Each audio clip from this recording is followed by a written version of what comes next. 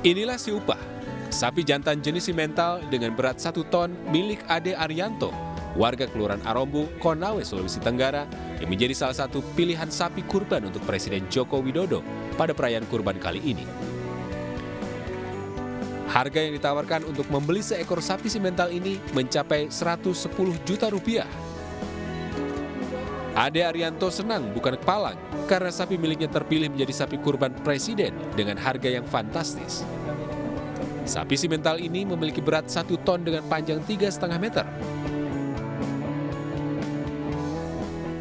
Untuk pakan sapi, Ade rutin memberi suntikan vitamin khusus hewan dan pisang sebagai pendamping pakan utama rumput.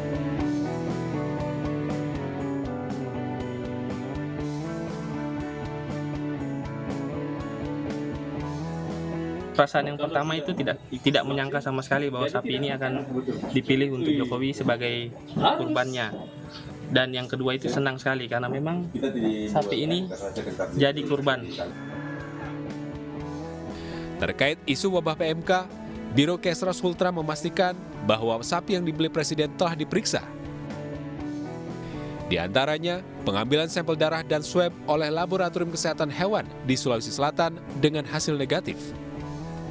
Seperti tahun lalu kami bekerjasama dengan Dinas Peternakan untuk menyeleksi sapi yang terbaik yang ada di Sulawesi Tenggara, yang terbaik dan yang terberat di Sulawesi Tenggara. Dan proses itu sudah dilakukan oleh Dinas Peternakan dan ini adalah hasil dari proses yang dilaksanakan oleh Dinas Peternakan selama mencari sapi presiden yang terbaik.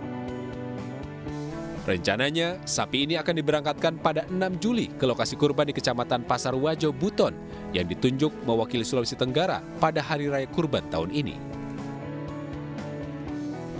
Dari Konawe, Sulawesi Tenggara, Febriono Tameng, Anyus melaporkan.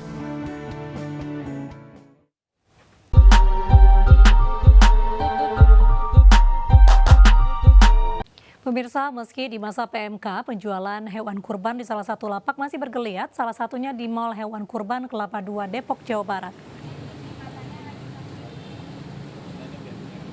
Sejak pagi, lapak penjual hewan kurban di Mall Hewan Kurban Depok cukup ramai pembeli.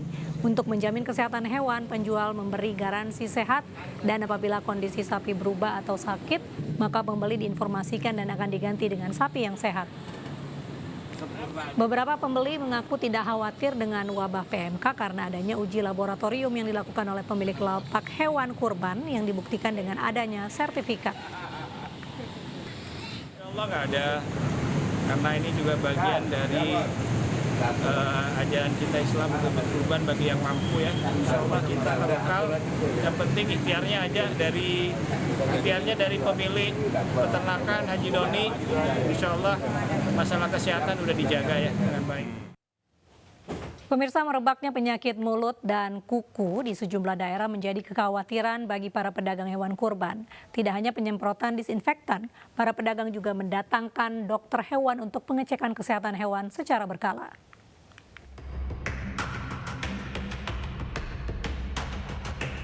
Sebuah lapak penjualan hewan kurban di Depok, Jawa Barat lakukan sejumlah pencegahan agar hewan-hewan kurban yang dijualnya tidak terkena penyakit-penyakit mulut dan kuku. Meski tak ada temuan kasus penularan dari hewan ke manusia, dokter menyarankan untuk jeli melihat hewan di bagian kuku dan mulut. Dan melihat kondisi hewan diantaranya apakah berpijak di keempat kakinya, responsif, dan nafsu makan yang baik. Pilihan untuk sakit atau tidak, ya paling tidak dia bisa jalan atau enggak, kondisi tubuhnya tegap atau enggak, itu aja sih untuk sekarang. Karena kan kebetulan keadaan di daerah Jawa kan udah merebak nih. Untuk pemilihan kurban sakit pun kalau dari NU masih bisa dipotong sendiri selama dia masih keadaan sehat, terlihat sehat. Sementara itu, untuk mengantisipasi sapi yang terjangkit penyakit PMK dikonsumsi masyarakat, Partai Perindo meminta pemerintah untuk memeriksa sapi yang saat ini beredar di masyarakat. Tak hanya itu, pemerintah juga diharapkan lebih selektif dalam impor sapi. Mungkin pertama harus ada karantina yang harus benar-benar dibuat ya sama pemerintah agar hal-hal yang tidak diinginkan yang terjadi hari ini tidak tidak terjadi. Mungkin di karantina itu dilihat dulu apakah sapi ini layak untuk diekspor, setelah itu apakah sapi ini layak untuk disebarluaskan ke masyarakat pada saat Idul Kurban. Selain itu, para peternak maupun pedagang hewan harus selalu memperhatikan kebersihan kandang dan melakukan penyemprotan disinfektan secara berkala. Dari Depok, Jawa Barat, Iyung Rizky, iNews melaporkan. Kementerian Agama mengungkapkan 46 jemaah calon haji dideportasi Arab Saudi lantaran mereka menggunakan visa yang tidak sesuai ketentuan haji. Kementerian Agama mengimbau agar calon jemaah berhati-hati dalam memilih travel.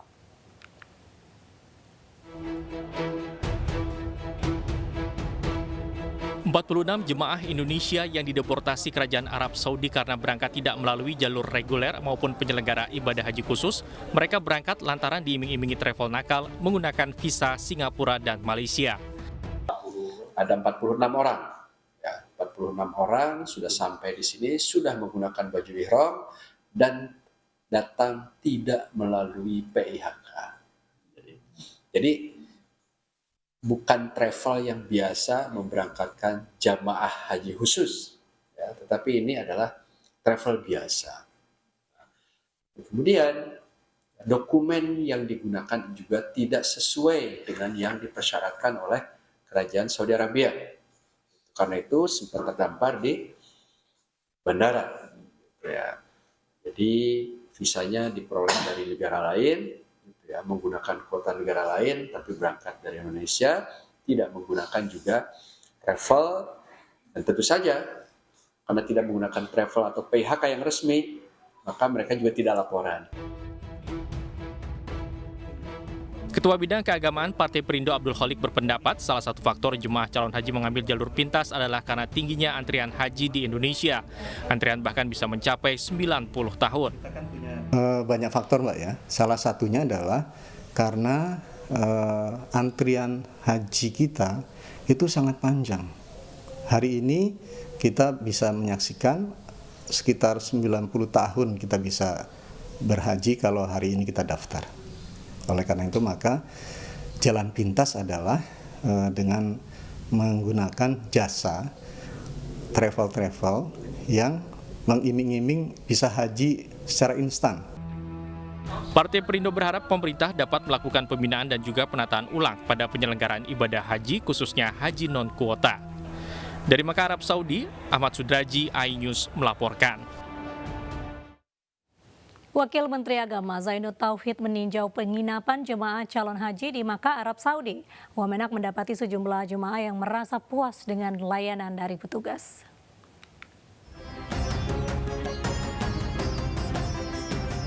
Memasuki hari ketiga di Tanah Suci, rombongan Wakil Amirul Hajj meninjau penginapan jemaah di kawasan Misfalah, Mekah, Arab Saudi.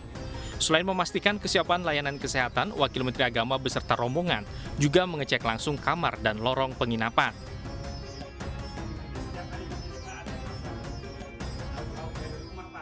Haji Plus, Pak. Saking apanya coba? Saking enaknya, Pak. Kita gemuk semua, Pak. Terima kasih Pak Menteri Agama yang sekarang ini bagus. Dalam kesempatan ini, Wamenak mengingatkan agar jemaah menjaga kondisi fisik guna persiapan menghadapi puncak haji yang dimulai dengan wukuf Jumat mendatang. Pelayanan transportasi sholawat juga berjalan dengan baik, ya. Memang tadi saya ingatkan untuk mulai tanggal 5 mereka pelayanan transportasi sholawat tidak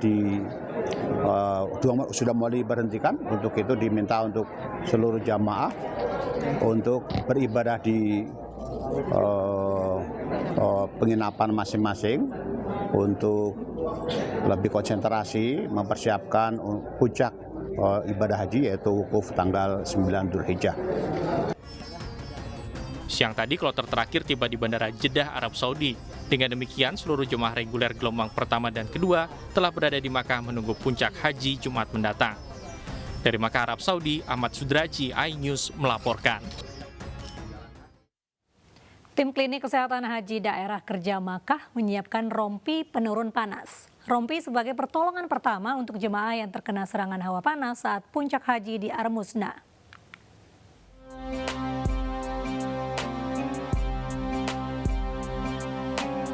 Jelang puncak haji, salah satu inovasi yang diharapkan tim klinik kesehatan haji adalah rompi penurun panas. Rompi ini ditujukan untuk jemaah yang terkena serangan hawa panas atau heat stroke. Tim kesehatan menggunakan teknologi karbon berpendingin guna menurunkan suhu tubuh jemaah yang kepanasan. Rompi ini bisa mengeluarkan hawa dingin dengan durasi 8 hingga 12 jam. Kita akan bawa mulai di Arafah nanti. Setelah selesai Arafah, setelah jamaah semua selesai di Arafah, nanti semua 30 set ini akan kita bawa ke Mina. Karena di sanalah saat proses lempar jumarah yang diperkirakan akan jemaah akan melalui kelelahan dan dengan suhu yang sangat panas karena jemaah berjalan kan di sana. Sehingga nanti kita akan fullkan ini di Mina. Ini peruntukannya bukan hanya kepada jemaah yang sakit ya, tetapi juga kepada petugas yang mobilitasnya tinggi di tengah teriknya matahari. Lebih lanjut, tim kesehatan mengimbau agar jemaah mewaspadai heat stroke karena dapat memicu komorbid maupun penyakit lainnya. Dari Makkah, Arab Saudi, Ahmad Sudraji, iNews melaporkan. Pemirsa, kita beralih ke informasi ajang penghargaan bergengsi iNews Maker Awards 2022 yang sukses digelar. Penghargaan dianugerahkan kepada insan, lembaga swasta dan juga lembaga pemerintah yang telah memberikan kontribusi positif bagi Indonesia dengan melahirkan program dan inovasi terbaik khususnya dalam rangka pemulihan ekonomi.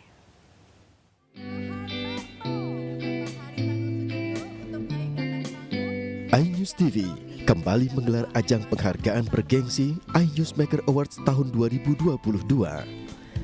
Kali ini mengusung tema Advancing Dynamic Capabilities in Economic Rebound yang digelar di Jakarta Concert Hall iNews Tower, Jakarta. Berbagai upaya strategis kebijakan program serta inovasi yang dilakukan oleh lembaga swasta dan pemerintah dalam mewujudkan percepatan dan efektivitas pemulihan ekonomi dampak pandemi COVID-19 dianugerahi penghargaan iNews Maker Award tahun 2022 yang terbagi dalam 7 kategori penghargaan. Salah satunya Bank Negara Indonesia yang mendapatkan penghargaan kategori Innovation of Marketing, Product and Service melalui inovasinya New BNI Mobile Banking. Penghargaan ini diterima oleh Direktur IT dan Operasi BNI, Bapak YB Haryantono. Penghargaan ini diharapkan dapat terus mendorong BNI memberikan kontribusi positif dalam menciptakan transformasi ekonomi yang lebih cepat, tangguh, dan berkeadilan di Indonesia. Malam puncak penghargaan iNews Maker Award 2022 juga dihadiri sejumlah menteri, seperti Menko Perekonomian Airlangga Hartarto, Menteri Pariwisata dan Ekonomi Kreatif Sandiaga Uno, Menteri Investasi Bahlil Lahadalia, Menteri Pertanian Syahrul Yassin Limpo, dan Menteri Perindustrian Agus Gumiwang, serta dimeriahkan oleh deretan bintang dan musisi tanah air. Tim Liputan iNews melaporkan.